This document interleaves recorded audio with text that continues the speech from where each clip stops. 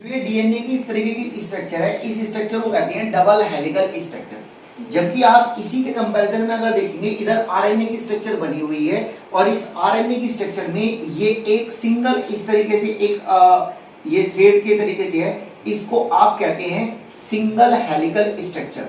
इसे क्या कहते हैं आप? सिंगल हेलिकल स्ट्रक्चर कहा जाता है इसको। अब इन दोनों में फर्क से केवल इतना होता है, जो ये बेस है, बेस के जो पेयर है, बेस कौन कौन से थे मैंने आपको अभी बताया था। नाइट्रोजीनियस बेस है, ये लिखवाए थे मैंने। नाइट्रोजीनियस बेस दो लिखवाए हैं, एक लिखवाया प्यूरिन और एक लिखवाया पायरिमिडिन।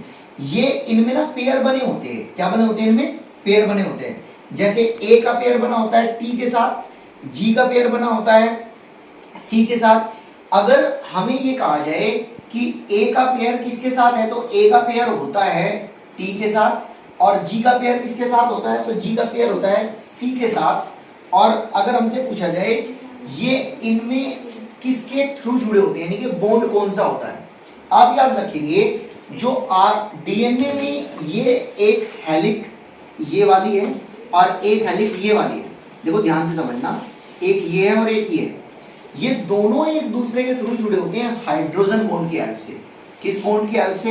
हाइड्रोजन बॉन्ड की हेल्प से जुड़े होते हैं। और ये क्वेश्चन कई बार पूछा गया है।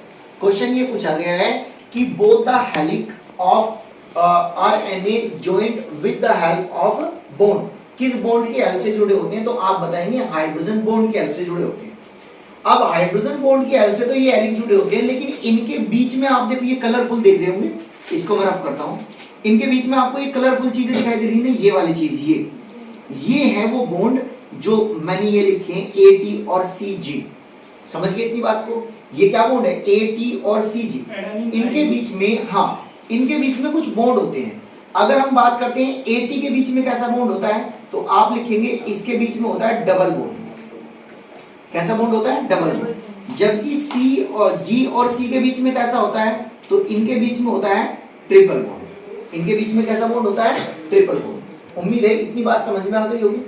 ठीक है, बस।